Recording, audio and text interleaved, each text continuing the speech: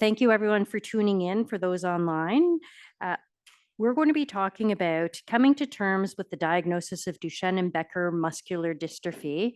And for this talk, we have Dr. Hrycko, who will be coming up.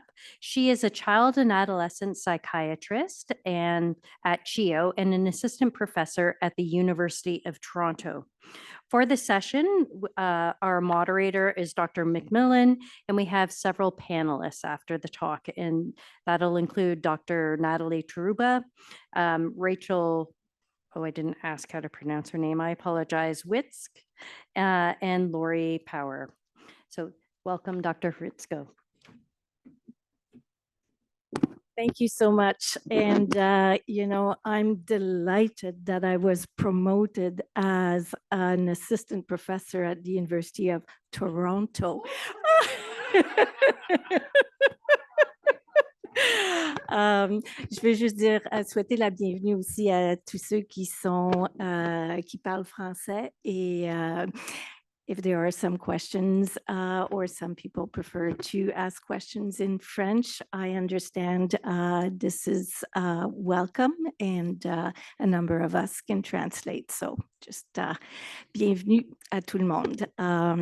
So I will try to adjust myself.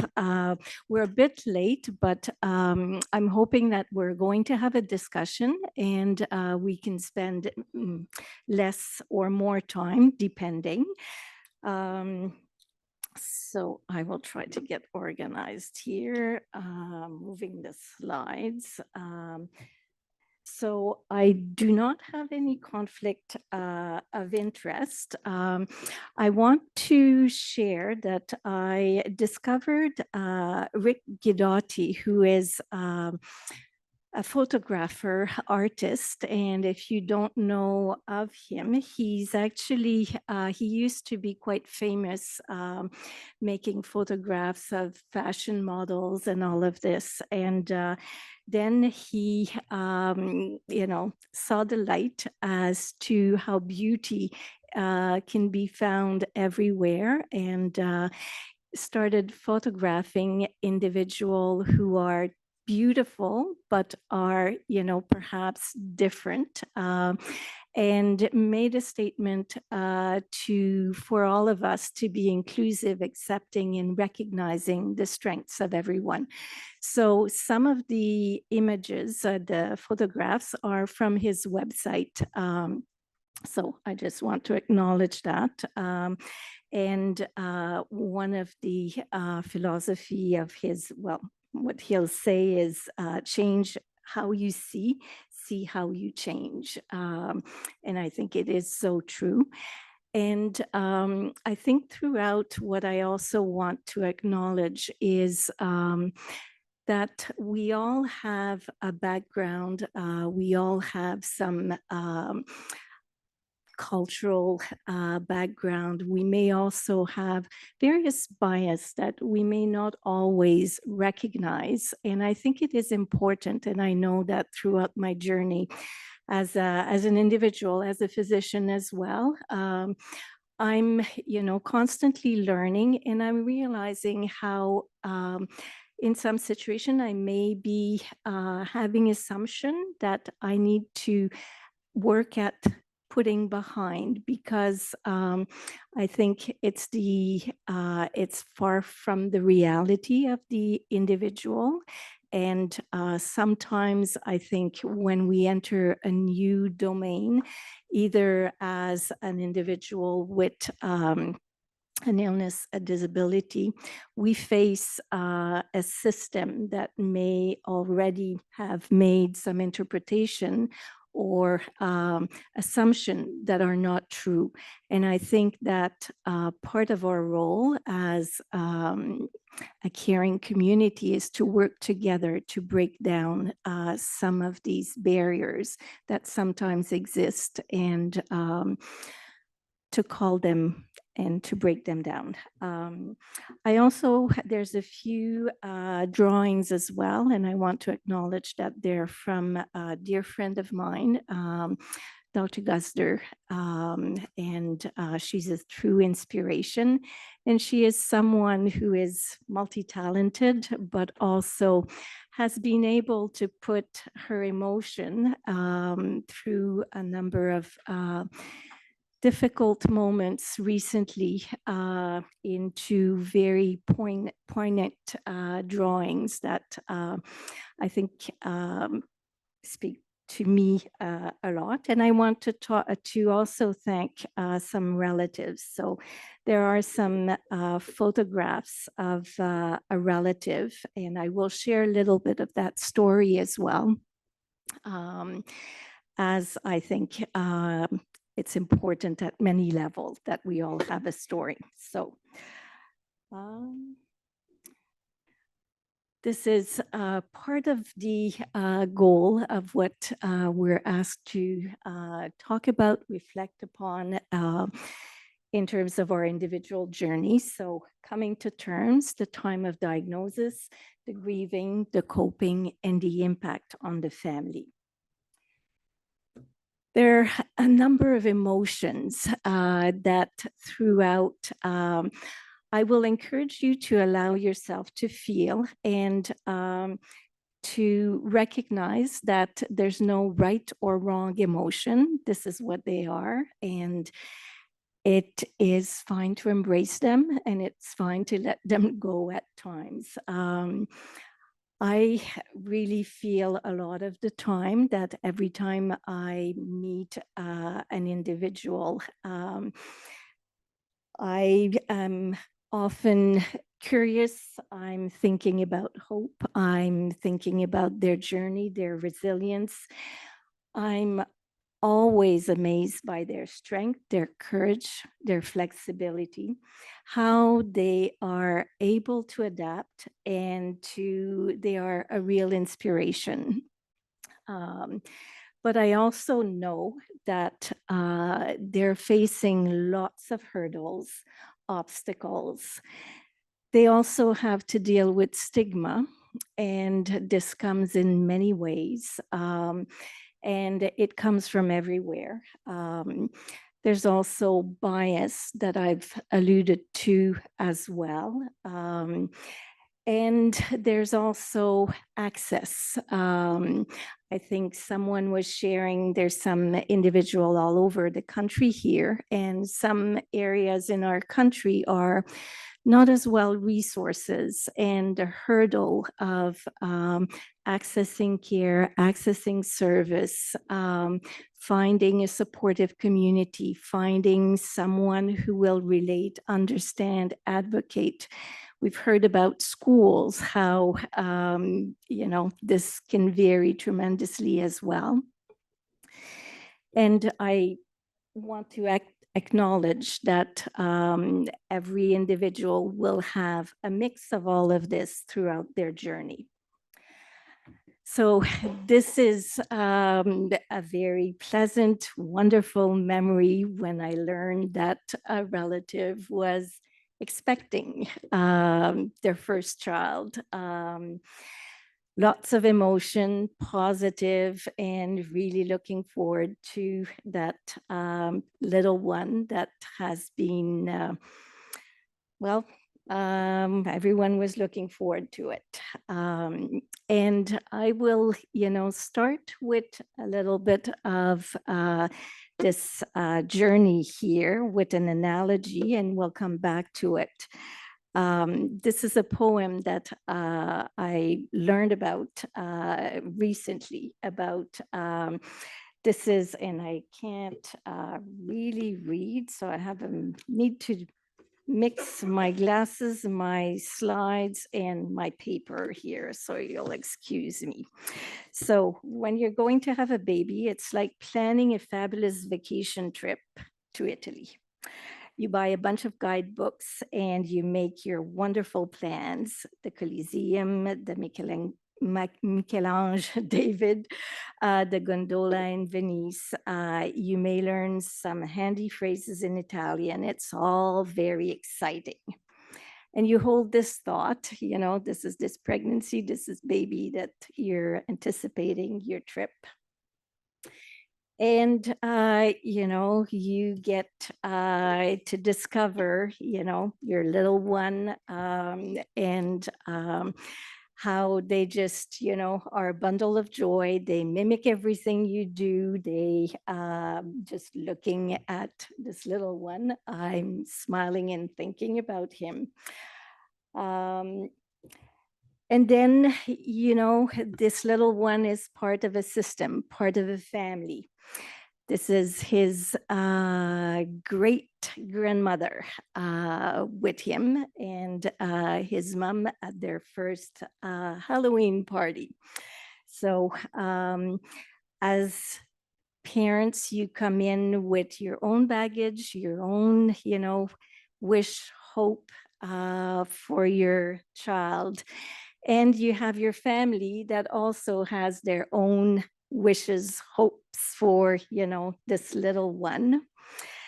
And you enter the family dance, family dynamic. You carry your own weight, but you also want to be your own person.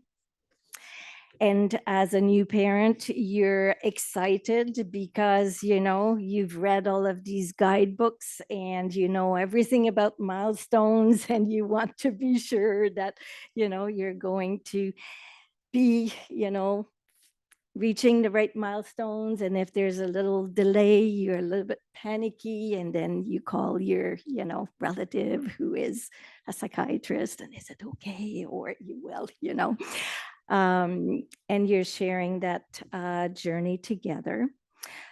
But then slowly you start noticing, maybe it's just, being a little bit slow. Maybe it's just, we're not sure. And you start what I call the journey to the diagnosis. You go to your family physician, if you have one, and they say, everything's okay. It's just normal, a little bit slow. You go to, the specialist that you've seen because, you happen to be born as a breech. So, you're being followed by the orthopedics because, you're at higher risk of hip dysplasia. And you say to the orthopedics, I think maybe there's something. And they say, yeah, I think you're right. I'll refer you to, someone else. But then, you wait, and the referral doesn't happen. So, the journey continues, as a parent. And I think this is a key message for all of the parents. You know your child best, and when you have a feeling that something's not right, just persist and support and get the help and until what's happening, and advocate for what you think is going on. So looking at the road to the diagnosis, I think, and think about your own journey. I hope it wasn't chaotic, but I have a feeling that many of you may have had this waiting dance where you see different specialists, you're waiting, there's testing, then there's more testing, and then there's more waiting. And throughout all of this, you are overwhelmed at times with lots of emotion. At times you may be processing them. At times you may just, feel totally overwhelmed. You may hear abysmal, pieces of information that brings you right down, and you may hear other things that bring you hope. You're thinking about the future. What is it going to look like? You have moments where you will feel sad, angry, a sense of not having control. And we heard earlier, that there's 15% we can control. We should focus on that. Yes, but we're also fearful, and we don't know what we don't know. Sadly, this is, I think, the only reference to some of the literature, but There is a delay in obtaining diagnosis based on where you are, your background, and this is something that I think is highly modifiable, but is unfortunately a reality. Those who are less privileged tend to be diagnosed at a later age. So all of the emotions. And I think it is also very important to acknowledge that there's no right or wrong way to process the emotions, and there's no right or wrong emotion. They are what they are. And allowing ourselves to recognize them and to take care of ourselves as we are going through our journey is so important. So there is the, way of rationalizing how we should be grieving, what is expected. And I don't know, but I don't think there is one right way. You can make, I'm thinking chocolate chip cookie right now because of the nice analogy we've heard earlier about. And, how many recipes are there for chocolate chip cookies? I bet, there's, 1,000. And there's only one that has your special ingredient and will come out the way you want it to come out. And they're all good. So it is important to allow the process to happen and not to be alone in that process. I think it can be very challenging to reach out and to be supported and not feel that we are judged or blamed or guilty of anything. Because guilt is certainly an emotion that can come. Parents will wonder, did I do anything? Could I have avoided that? Could I have done better? Could I? And, everyone is doing the best they can, and looking forward is what is important. So here I want to address, the impact on the family system. So I'm a cat fanatic, so of course I had to have something about cats. And vulnerability is something to recognize and to give ourselves permission for it.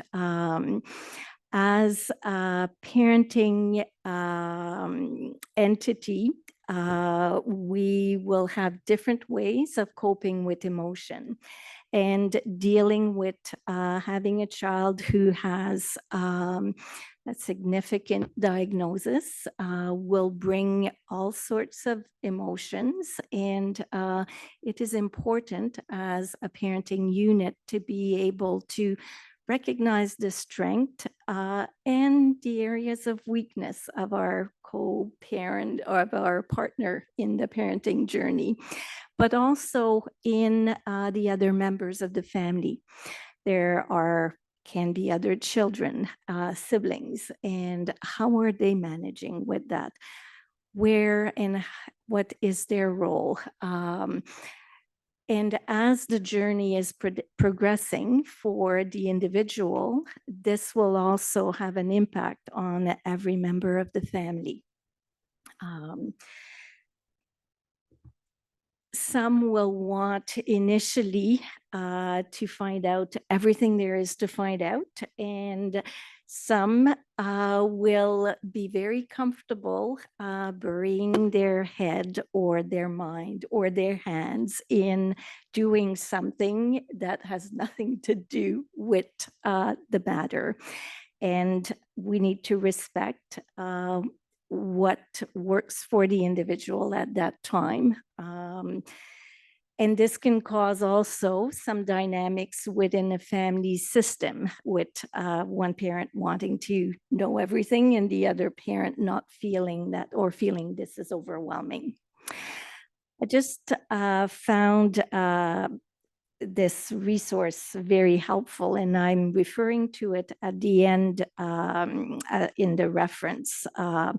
It is a wonderful book that was written by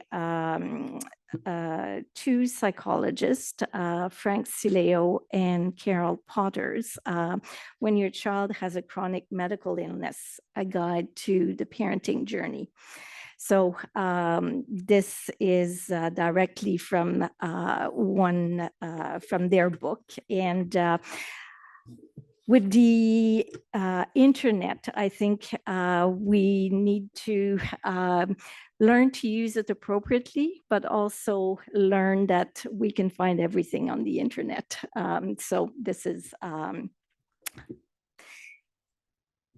tips perhaps of how to use it mindfully. And I'm certainly not internet savvy, or I call myself the dinosaur with my younger people I meet, and they teach me a lot. But I have to say that today I managed to, well, maybe I should brag about this at the end of the presentation.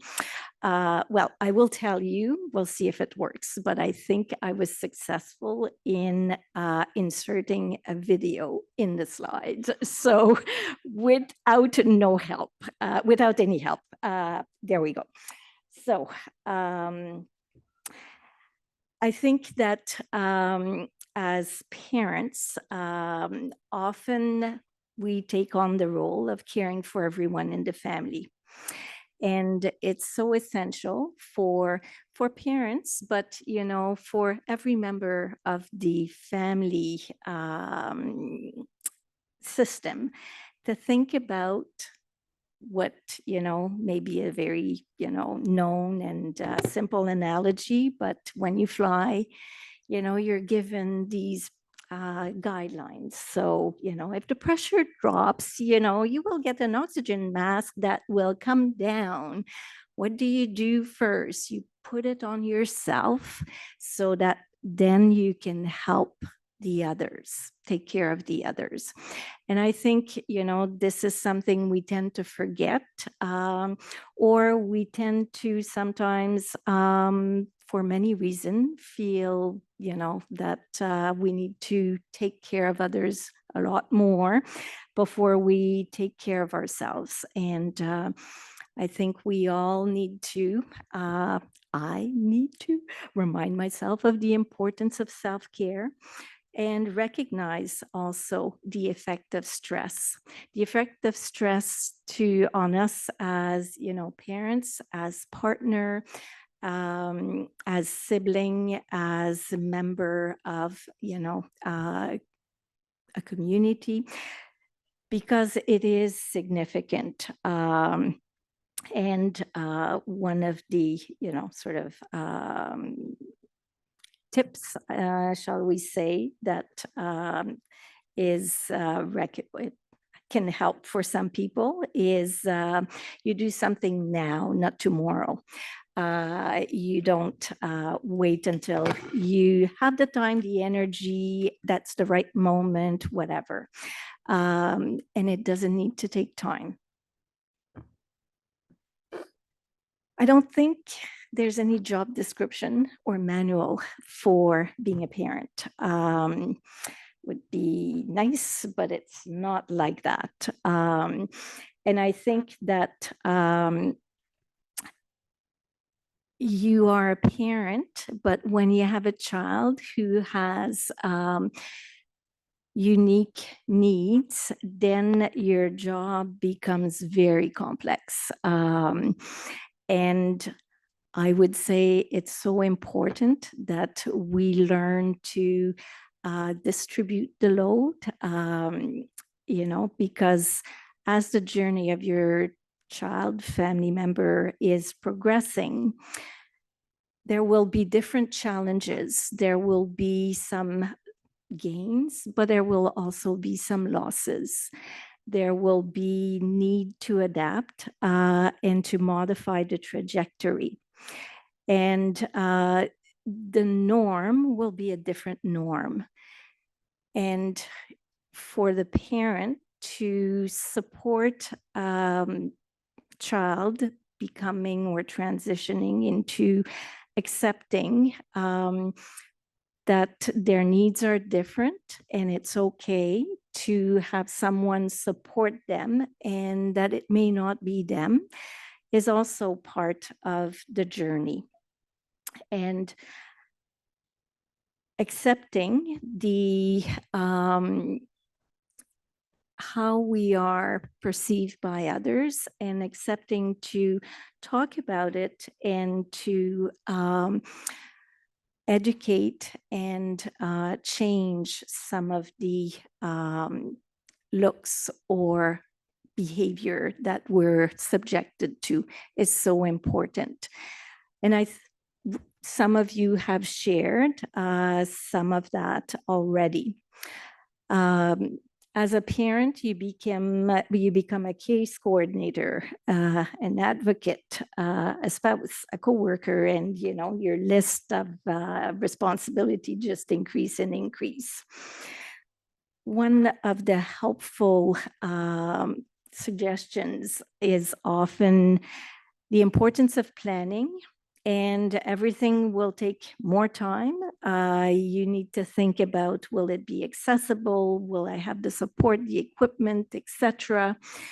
But enlist your community in making your journey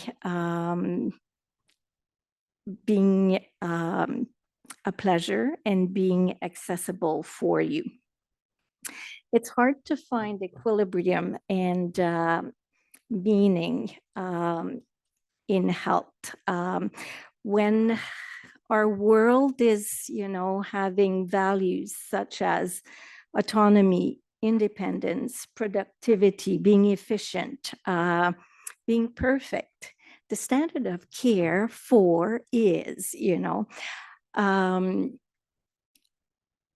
I think it's important to be independent. You can be productive, you can be a wonderful part of your community with what you bring. And not everyone brings the same thing. And if someone doesn't talk, to me, doesn't mean that they can't be contributing.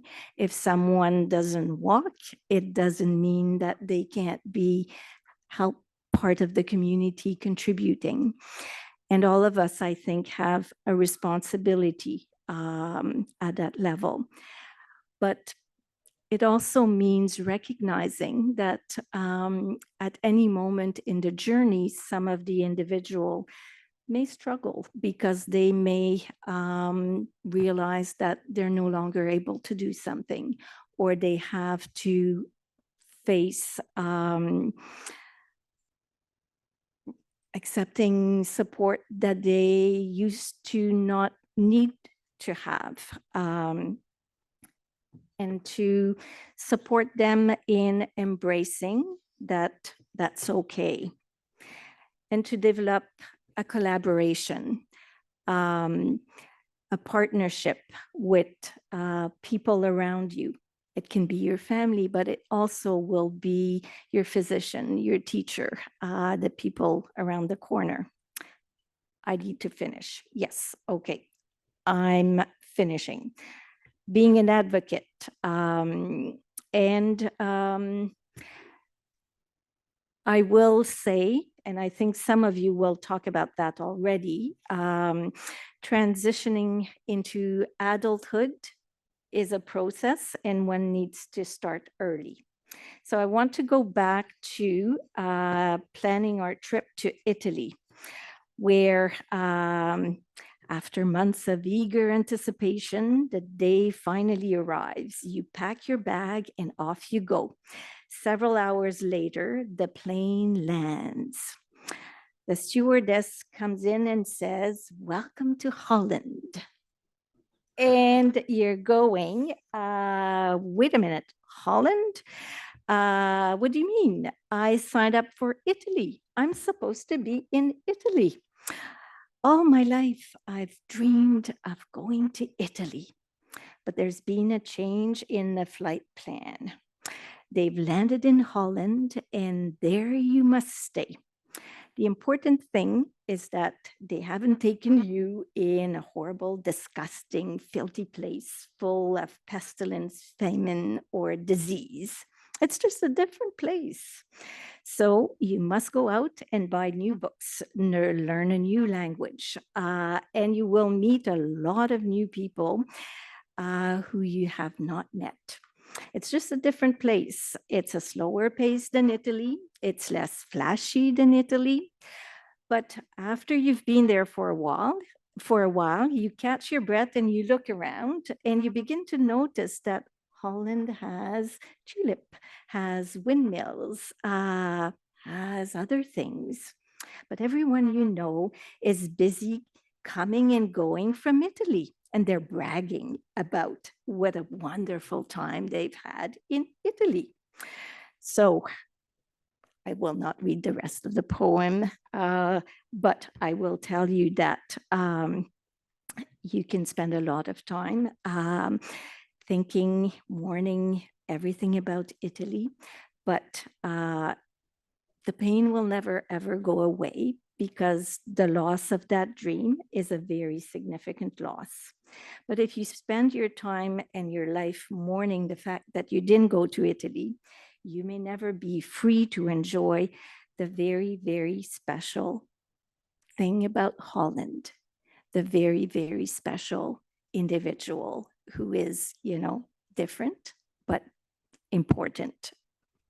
Can have DMD, can have something else. And one day you can go to Italy. So,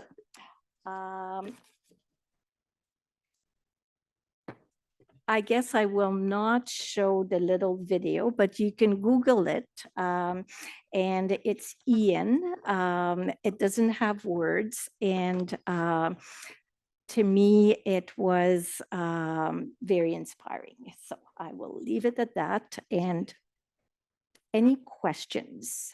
Well, feel free to join us because we're going to have a panel, and I'll just ask the other two. I was just saying, I'll ask our other two panelists to come up. My goodness, let me just find myself here. I'm always a bit lost. To Rachel Witzke, please, and Lorrie Power, if you would be kind enough to come up. Terrific. And Lorrie, I think Lorrie is here. That's fantastic. So we won't have as long a panel discussion as we had planned to, because the previous breakout sessions also ran a little bit over. But I think this session we've had, the whole concept of coming to terms is a really important one, and it's one that I always feel very privileged as a care provider, as a health professional, to be with family members on. And there's so many different steps to it. It's about the time of the diagnosis, about the time of changes that are happening physically that are very difficult. Sometimes even more so, I would say, for the caregivers and the moms and the dads that come with the families. But I do want to give people an opportunity to share their experiences that may be for the good, about things that your health professionals did well or said appropriately, or things that maybe they could learn from to do a better job with, or experiences that you had, or questions that you had for the panel. So I'm gonna get a microphone, and I'm going to come around if anybody wants to share anything. We do have one question online, which we can start with. It is there a right age to start talking to your child about Duchenne and the outcome of Duchenne? Or what is the right age?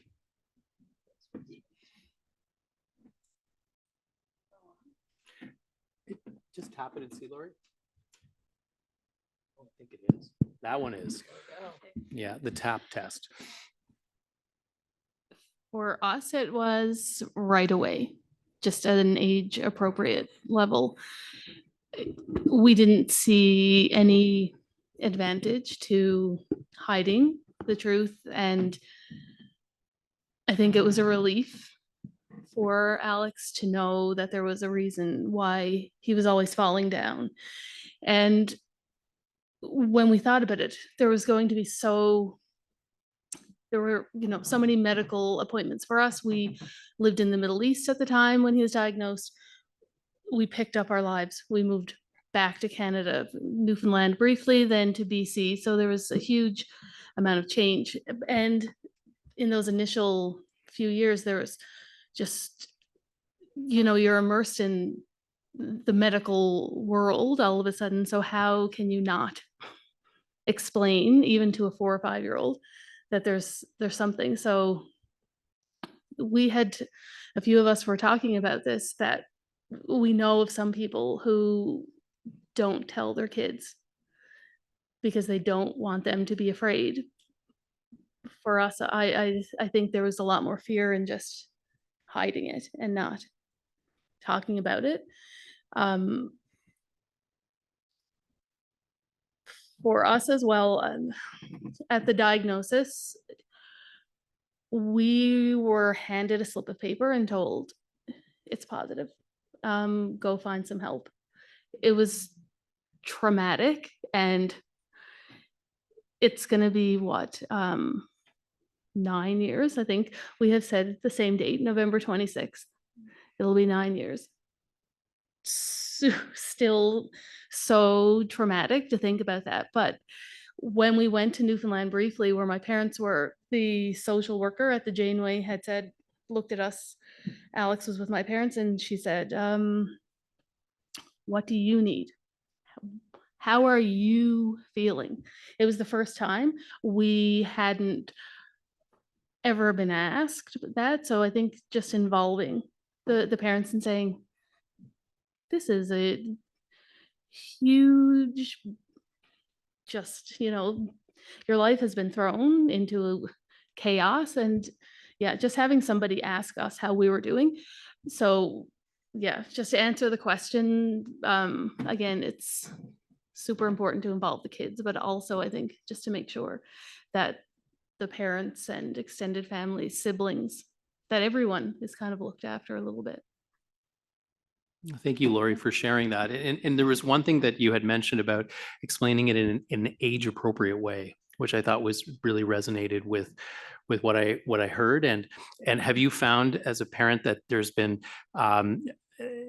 repeat discussions in that age-appropriate way over time? Oh yeah, for sure. So Alex was 4.5 when he was diagnosed. So he knew the word Duchenne, and right from the beginning. We were very lucky that we landed in Dr. Selby's office at BC Children's. She was really, really great about helping us navigate how to discuss with him. And we did get some help also from the mood and anxiety clinic at BC Children's. So they really helped guide us in how to kind of approach that. But yeah, as he's gotten older, for sure, there's been more questions about, can I drive a car? As his sister starts to learn how to do that. And he's really excited about that. So there's always having to be, some discussions about, well, you may be able to, but it's going to look differently. I mean, we do have some kids who learn how to drive with hand. So just, yeah, we've had to really kind of modify as he's grown and has started to ask harder questions. And will I be able to walk when I'm a grown up? And like, we don't know. You can still walk now, but yeah, for sure. So as he's gotten older, the conversation has really had to evolve. Yeah, thank you again. Yeah, if I may add on that point, my biggest fear we told our child, yes, Duchenne, same age, that's fine. It's a muscle disease and blah blah blah. But of course, once it goes with age, you cannot dodge all the existential questions. And but I felt that once he asked, the first time he asked us about the big one, the expectancy, it took us by surprise. But So I don't know. I don't remember what we we told at that time, but the morning after we went and we explained everything. And afterwards, I was told if he asked a question, probably he was ready to receive it.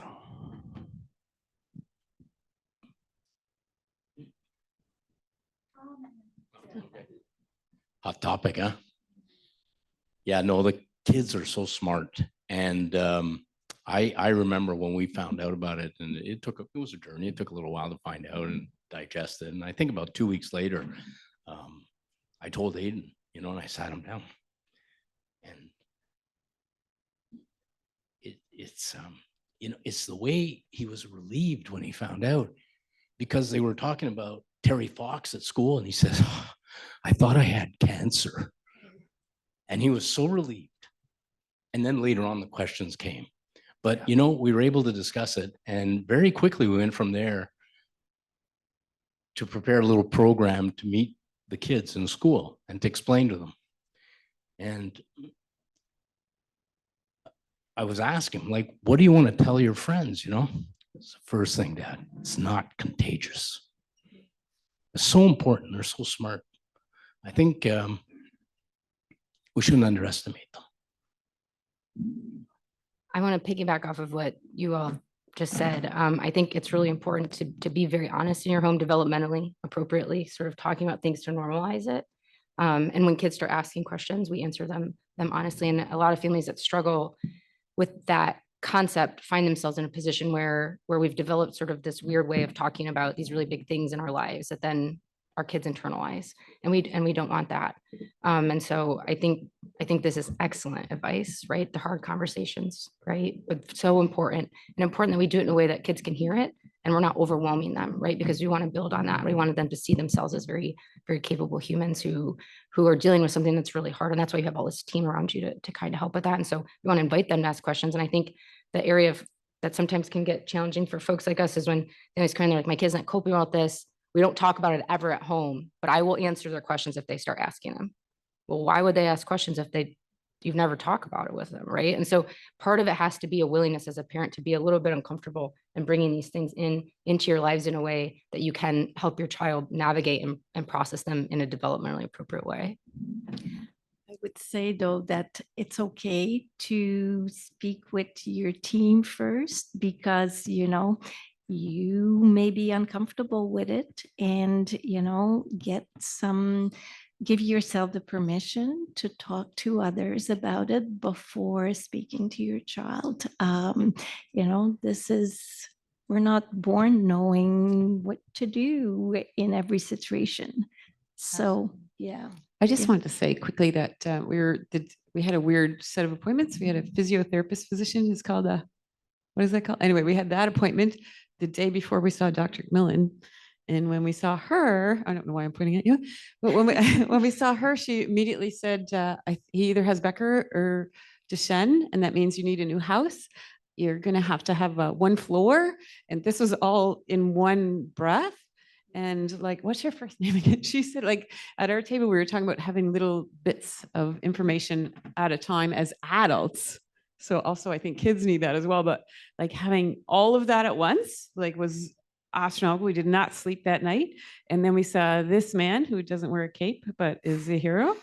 And he told us so softly and was so quiet about it that we were devastated, but he was just such a great advocate for if you need to know how to find out about it, ask him. He's terrific.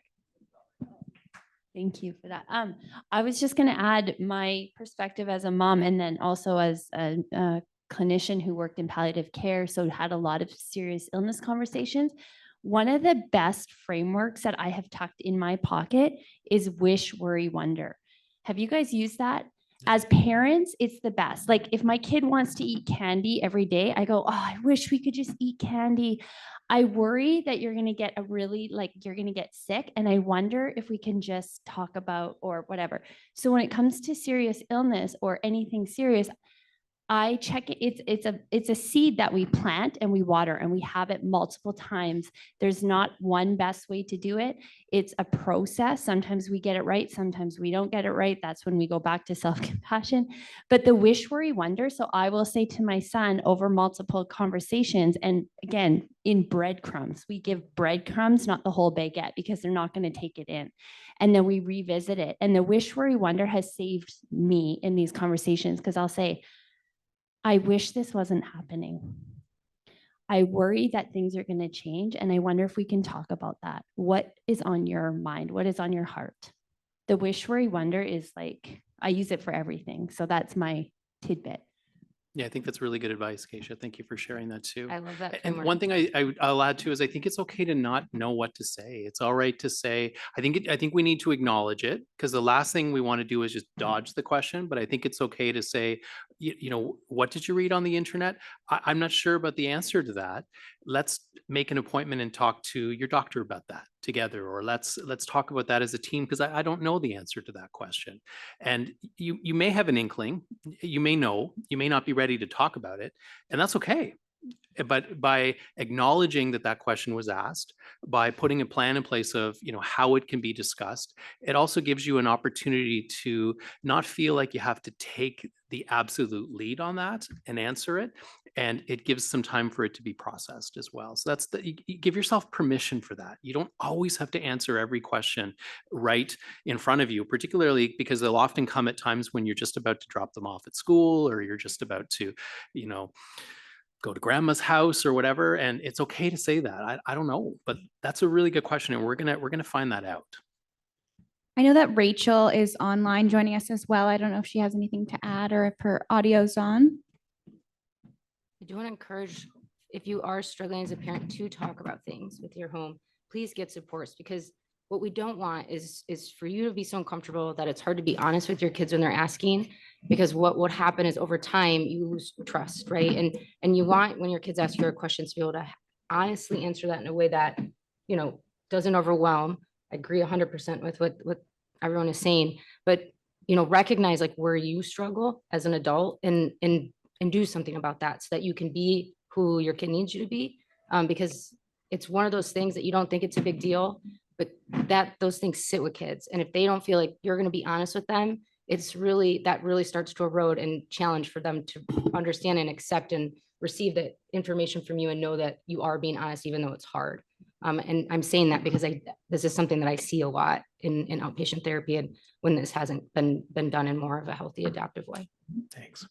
I think, Rachel, do you want to try to talk? I think you're off mute. Yeah, sorry, my video wasn't working earlier. Just sort of piggybacking on that, like my older son, when he was diagnosed, he was quite young. We didn't tell him right away, only because he has intellectual disability. As he grew older, that's what it turns into. So initially it was a global development delay. But we're trying to figure out what would he understand, and what I sort of get lost in translation for him. So I think it's just about waiting and seeing where he's at before we say, oh, here you have this. But he's kind of like, okay, so what is that? You know, what do you mean? So I think having the doctors guide us, and Dr. McMillan, you were awesome. Yeah, I agree with the hero without a cape. I think just meeting them where they are, and just, you know, every child is different. So it's up to you and the team to figure out what would work the best. And every child is different. I think sometimes it's, you know, if we think about the sex discussion, you know, when as the kids grow up and they start to ask about sex and changes to their body, and we answer those questions in an age appropriate way. And they're asking those questions because they're looking for the answers, and we don't want to dodge them. We don't want to deny them. We want to answer them to the best of our ability, or find the information from those who can help us if we don't know the answer to that. But we don't need to launch into an in-depth discussion about pregnancy and each trimester and blah, blah, blah, and labor. Like that's not going to be part of the initial discussion when they start to ask questions about sex for the first time. So it obviously it has to be developmentally appropriate, it has to be age appropriate. We need to reflect on other things they're asking about, how they're understanding other concepts is a bit of a guide for the amount of detail that we need to go into. But a large part of it is our kids are smart, and you mentioned that. They know lots, and we just need to be respectful for that. We need to be respectful that they have a right to know what's going on with their own body, but we have to balance that with providing information that reassures, providing information that guides, but not worrying people, not sharing information that a child has not told us that they want to hear or need to hear, so that it's developmentally appropriate and that it's helping them and not causing trouble.